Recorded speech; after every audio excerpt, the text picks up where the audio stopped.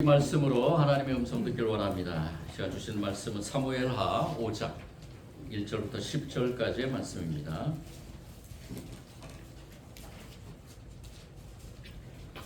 제가 가지고 있는 구약 성경 470면 정도 있습니다. 이 성경의 말씀을 먼저 한 절씩 같이 교독하겠습니다. 교독할 때 또 주님의 음성 듣기를 원합니다. 이스라엘 모든 지파가 헤브론에 이르러 다윗에게 나와 이르되 보소서 우리는 왕의 한 권력이니이다. 전에도 사울이 우리의 왕이 되었을 때에도 이스라엘을 건져 주식하게 하신 분은 왕이시었고 여호와께서도 왕에게 말씀하시기를 내가 내 백성 이스라엘의 목자가 되며 내가 이스라엘의 주권자가 되리라 하셨나이다 하니라. 이에 이스라엘 모든 장로가 헤브론에 이르러 왕에게 나아오매 다윗 왕이 헤브론에서 여호와 앞에 그들과 언약을 맺으며 그들이 다윗에게 기름을 부어 이스라엘 왕으로 삼으니라. 다윗이 나이가 30세의 왕이 되었으나 40년 동안 다스렸을 때 헤브론에서 7년 6개월 동안 유다를 다스렸고 예루살렘에서 33년 동안 온 이스라엘과 유다를 다스렸더라.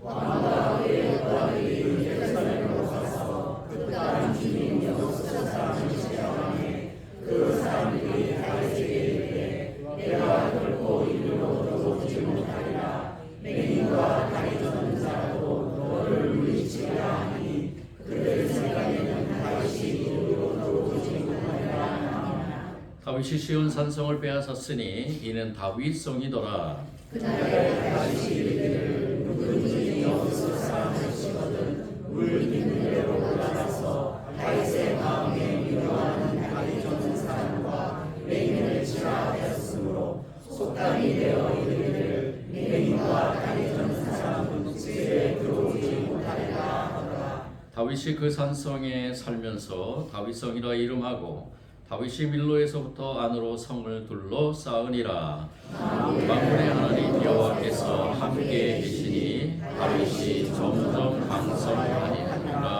아멘.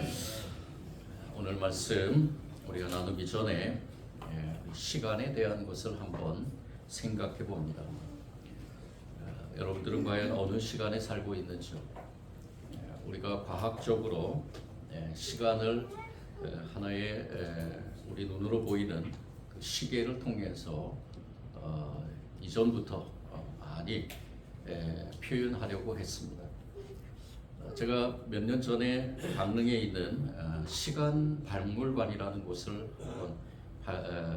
방문을 한 적이 있습니다. 왜 하필 시간 박물관일까? 시계 박물관이 아니고 시간 박물관일까라고 생각하면서 그 박물관을 처음부터 끝까지 돌아보는 가운데서 한 가지 그렇구나, 그래서 시간 박물관이라고 이름을 지었구나라고 생각을 했습니다. 우리가 우리가 지금 살아가고 있는 이 시간, 이 시간에 대한 정의를 시계를 통해서 우리 인류는 표현하려고 했습니다. 그래서 많은 것들을 통해서 뭐 태양이나 불이나 또 진자라는 것을 통해서 또 표현하려고 했고요. 원자, 지금에 와서는 참 시간을 정확하게 표현하려고 디지털 혁명 속에서 우리가 시계라는, 우리 지금 한 분씩 시계를 차고 계신 분도 계시고요. 또 어느 곳이든 가면은 우리 교회도 지금 시계가 뒤에 달려 있는데 이 시계를 통해서 우리가 살아가는 시간을 알게 됩니다. 지금은 2024년 7월 며칠이죠? 28일. 저는 이 시간에 대한 개념이 좀 부족한가 봅니다. 28일. 지금 현재 시간이 11시 20분을 넘어가고 있습니다. 이러한 시간 속에서 우리는 그 시간에 대한 그 의미를 생각해 보면서 살고 있는가? 아무래도 우리가 살고 있는 시간이 어떤 시간이라는 것을 아마 생각하면서 사는 분들 그리 많지 않을 것 같습니다. 시간이 흘러가니까, 우리의 그 시간표가 흘러가니까 그렇게 살고 있는 것이 아닌가라는 생각이 듭니다. 어떤 분은 이야기를 합니다. 인류는 더 정확한 시간을 위해서 더 정확한, 더 규칙적인 시계를 찾아야 한다라고 말합니다. 그래서 여러 가지 방법을 통해서 그 시간을 찾으려고 애쓰고 있습니다.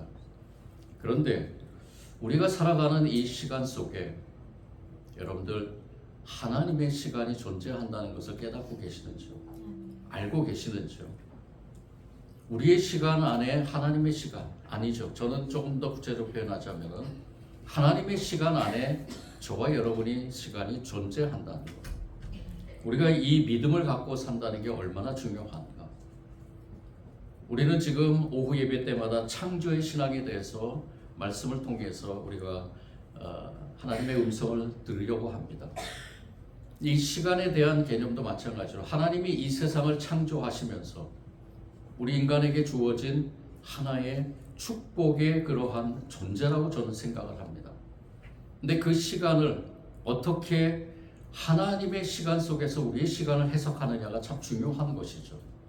하나님의 시간 속에서 우리의 시간을 해석한다는 것, 그리고 그것을 풀이해 나가고 그 풀이를 통해서 우리 삶에 잘 적용을 한다면은 저와 여러분의 시간은 건강한 시간, 그리고 하나님께서 주시는 은혜를 충만하게 누리는 시간이 될 줄 믿는다는 것입니다.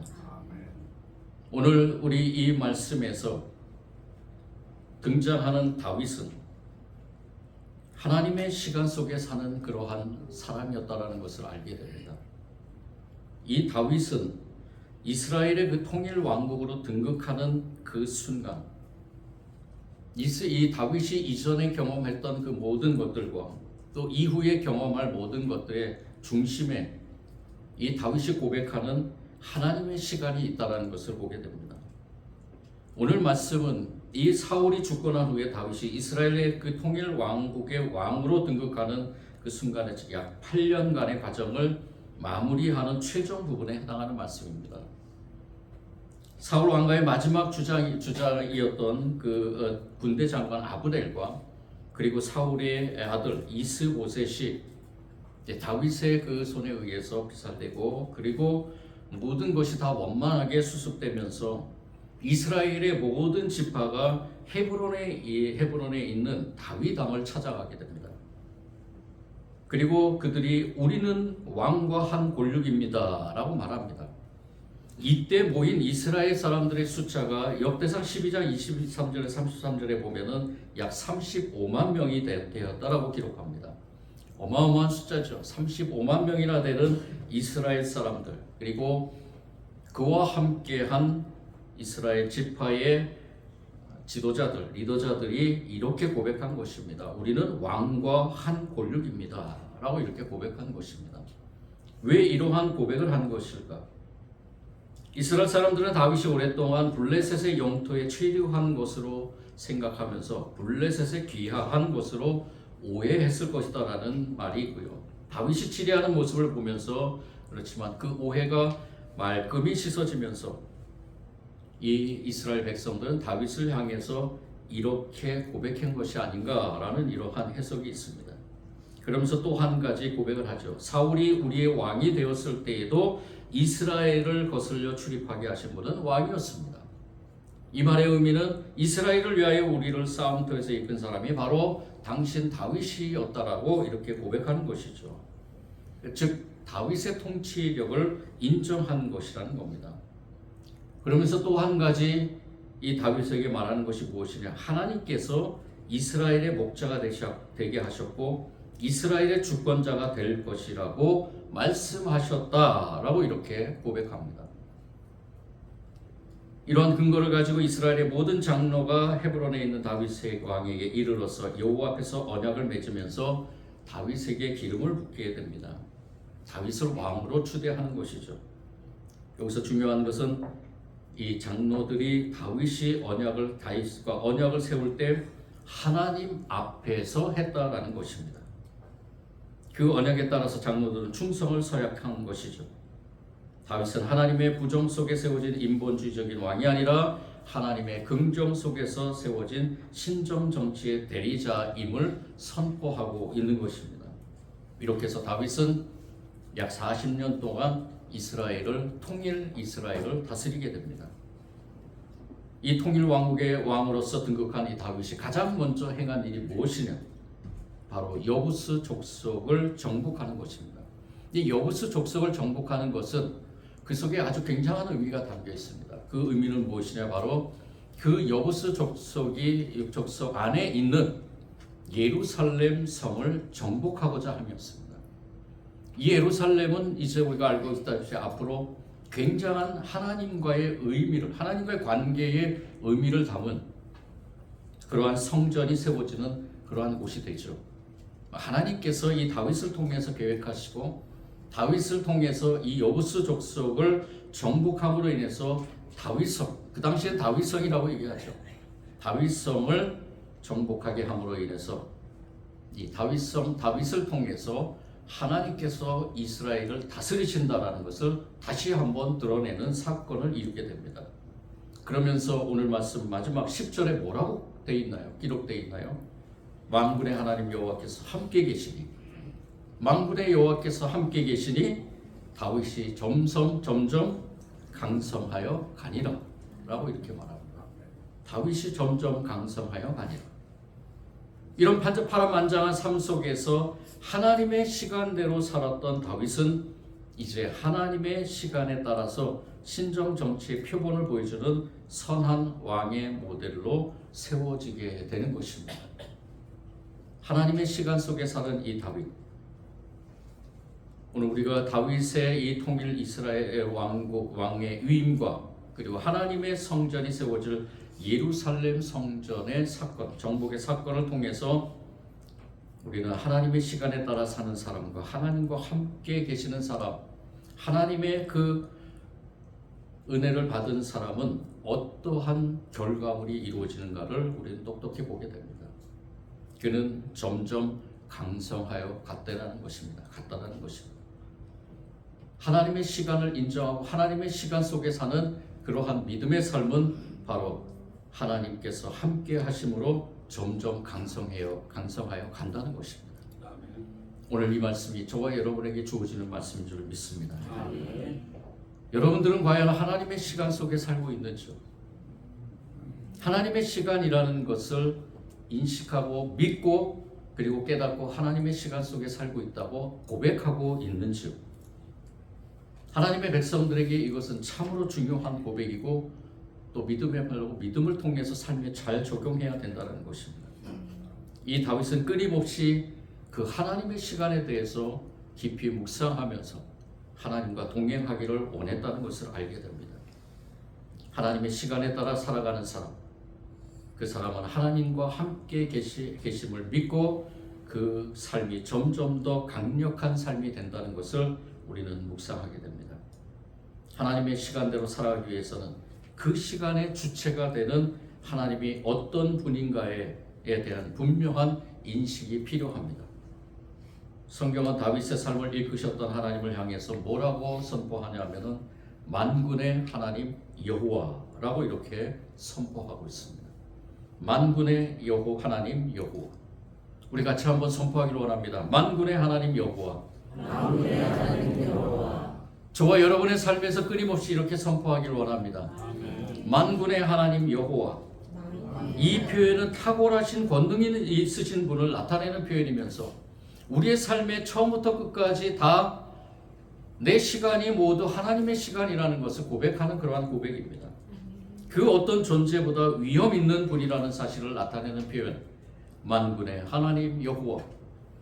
내 삶의 전부가 물질이 아니고요, 내 삶의 전부가 권력이 아니고, 내 삶의 전부가 건강이 아니고, 내 삶의 전부가 나를 애워싸고 있는 모든 상황, 모든 것이 아니라 바로 만군의 하나님 여호와라는 사실이라는 것입니다.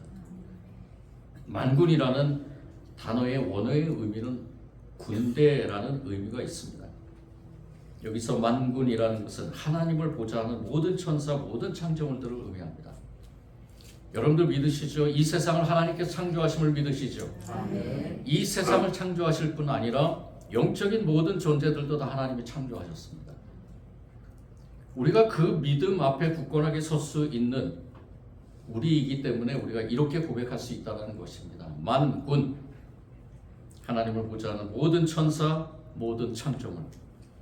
이 표현에 있어서 할 수 있는 것은 하나님은 이 세상에 또는 영적인 어떤 존재보다도 능력이 많으시고 그리고 명령하실 수 있는, 그들에게 명령할 수 있는 위엄 있는, 능력 있는 하나님이시라는 것입니다. 따라서 만군의 하나님은 모든 만물의 창조자가 되시고 통치자가 되신다는 그러한 의미를 담고 있습니다. 여러분들 고백하며 선포했죠? 만군의 하나님 여호와, 그 하나님을 철저히 신뢰하는 저와 여러분이 되기를 원합니다.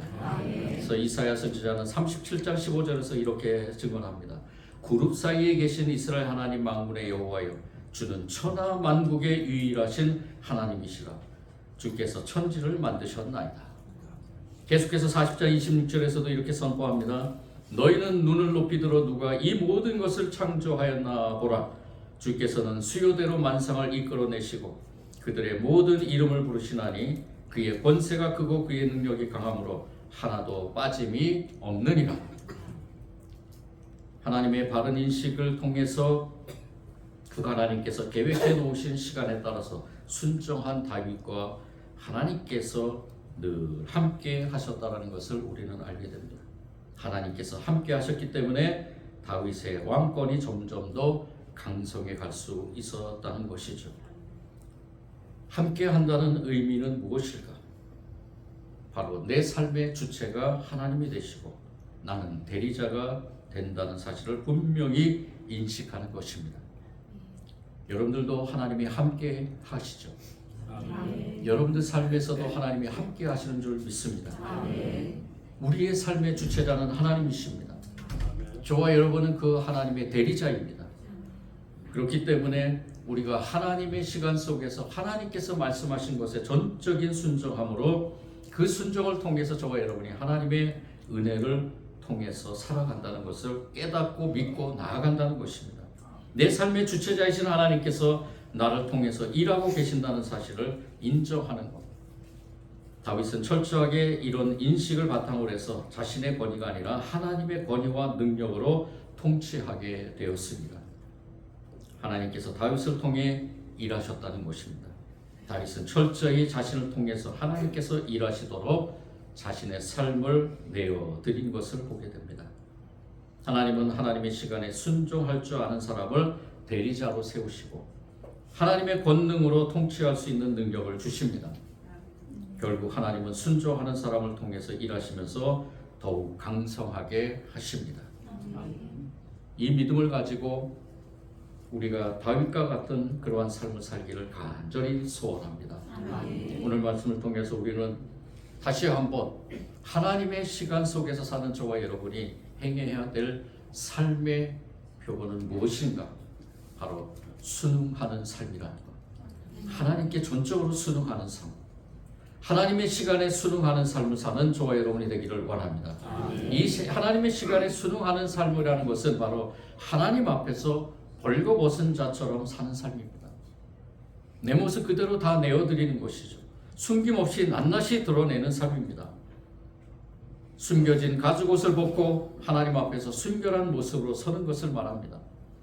다윗은 철저하게 하나님 앞에서의 삶을 살았던 사람입니다. 사사시대가 막을 내릴 즈음에 이스라엘 백성들은 주변 강대국의 그 왕정체제를 보면서 자신들도 강력한 왕정체제가 필요하다고 생각하면서 하나님께 왕을 요구하게 됩니다. 이에 대해서 하나님은 그 백성들에게 부정 속에서 긍정의 그러한 답을 하게 됩니다. 어떤 분이 이렇게 표현을 했더라고요. 참 잘 표현했다. 하나님께서 이스라엘 백성들에게 왕을 달라고 요구할 때 하나님이 이스라엘 백성들에게 부정 속에서 긍정의 대답을 했다는 것입니다. 그 결과 부정의 결과로 인본주의 왕의 상징인 사울이 세워지게 되고 그리고 인본주의 왕의 실상을 보여주게 됩니다. 사울을 통해서 하나님의 부정이 증명된 셈이죠.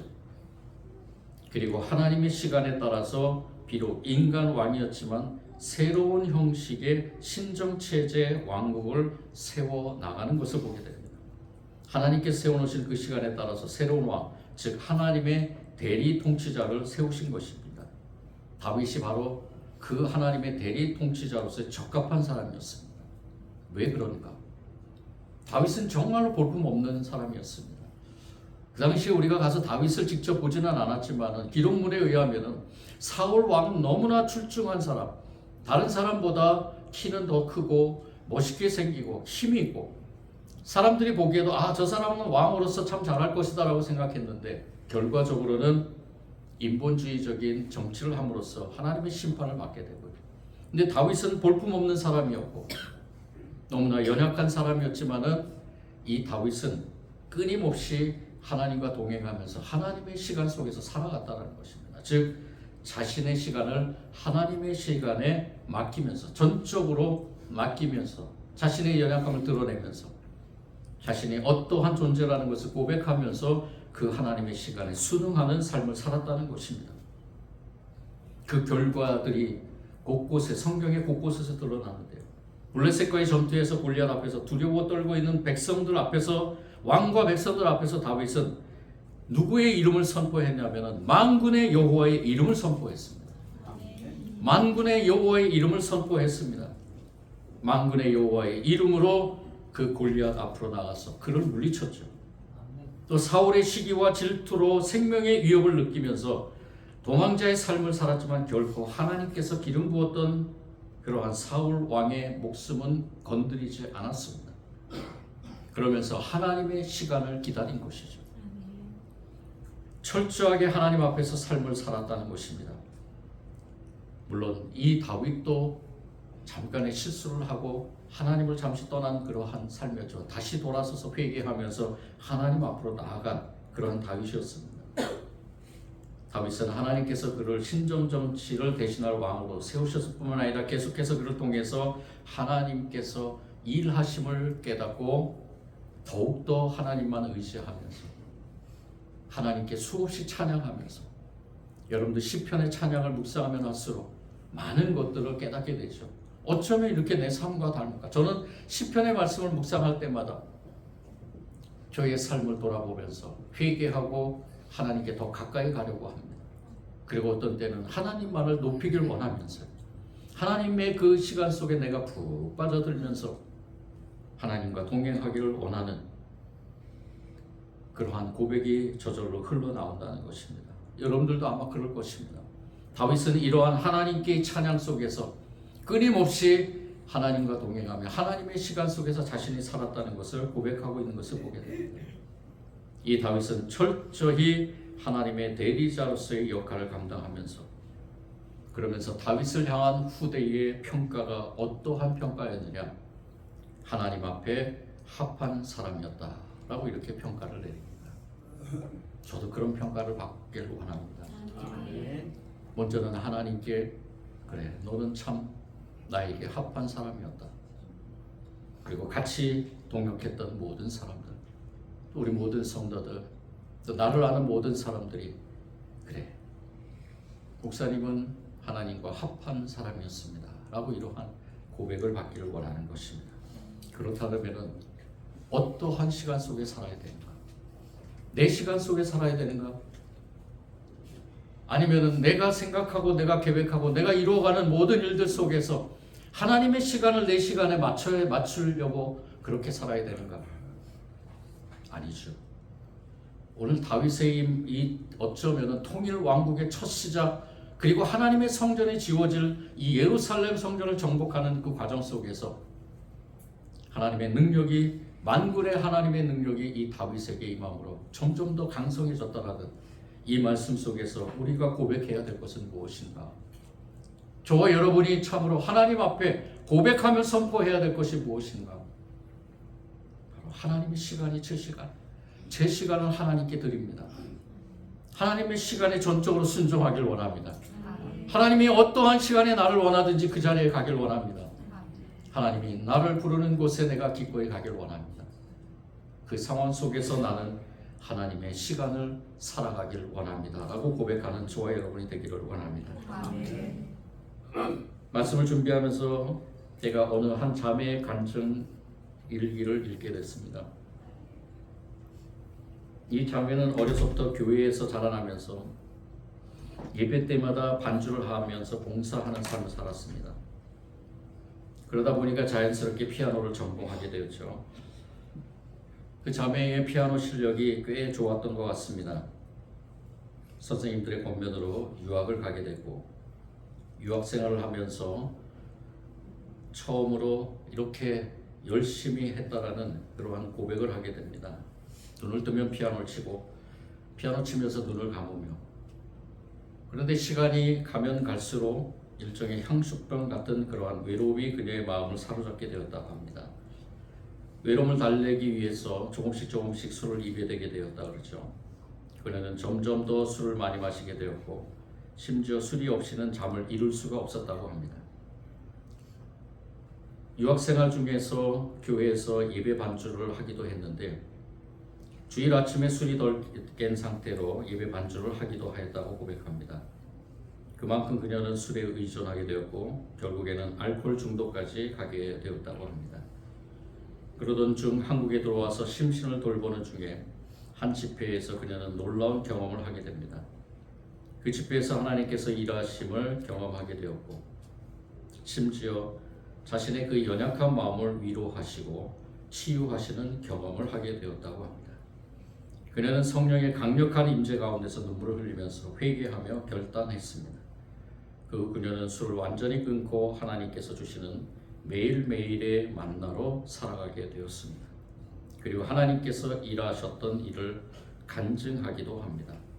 그녀는 매일매일 하나님 앞에서 하나님의 시간에 따라 살아가는 삶으로 완전히 바뀌었다고 고백합니다. 그런 그녀는 하나님께서 매일매일의 삶 속에서 함께 하심을 경험하며 살아가고 있다고 고백하면서 철저하게 자신의 삶의 주인은 오직 예수 그리스도라고 고백합니다. 오직 예수 그리스도만이 진정한 삶의 왕이심을 선언합니다. 이제 자신은 예수님의 삶을 대신하여 살아드리는 존재라고 인정합니다. 이러한 글을 소개받고 오늘 말씀 속에서 등장한 다윗이나 또 이 자매나 하나님의 시간 속에서 사는 것과 내 시간 속에서 사는 것과의 차이가 얼마나 큰 것인가. 하나님의 시간 속에서 사는 그러한 삶이야말로 정말 하나님께서 놀라운 은혜로 충만하게 임하며 우리를 이끄시고 계신다는 것을, 그리고 그와 함께 삶이 점점 더 강성해지는 믿음의 성장을 통해서 하나님이 원하시는 그러한 삶으로 살아가게 된다는 것을 알게 됩니다. 하나의 그 사진을 보여드리겠습니다. 이 사진, 그 다음 사진, 이 사진은 제가 그 첫 번째 사진은 그 시간 박물관에서 찍은 사진인데요. 나무로만 만든 시계입니다.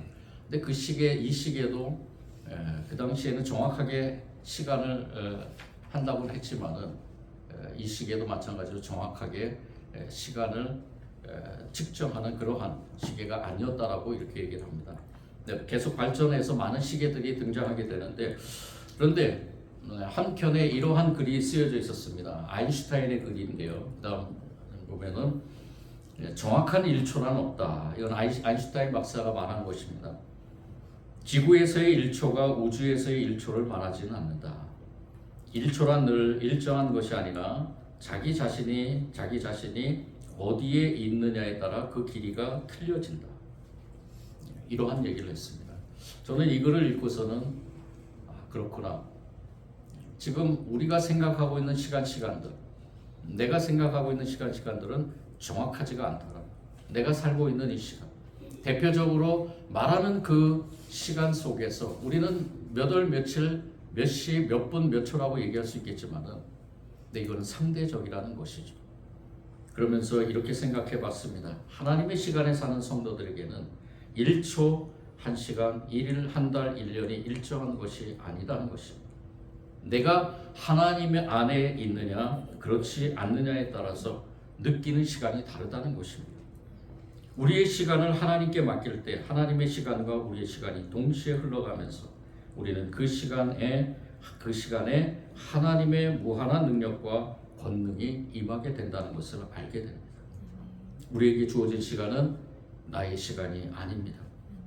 나에게 주어진 시간은 하나님께서 행하신 위대한 일을 드러내도록 잠시 막힌 시간인 줄 믿습니다. 따라서 우리는 하나님께서 계획하신 시간표에 시간에 맡겨 순종하는 삶이 필요합니다.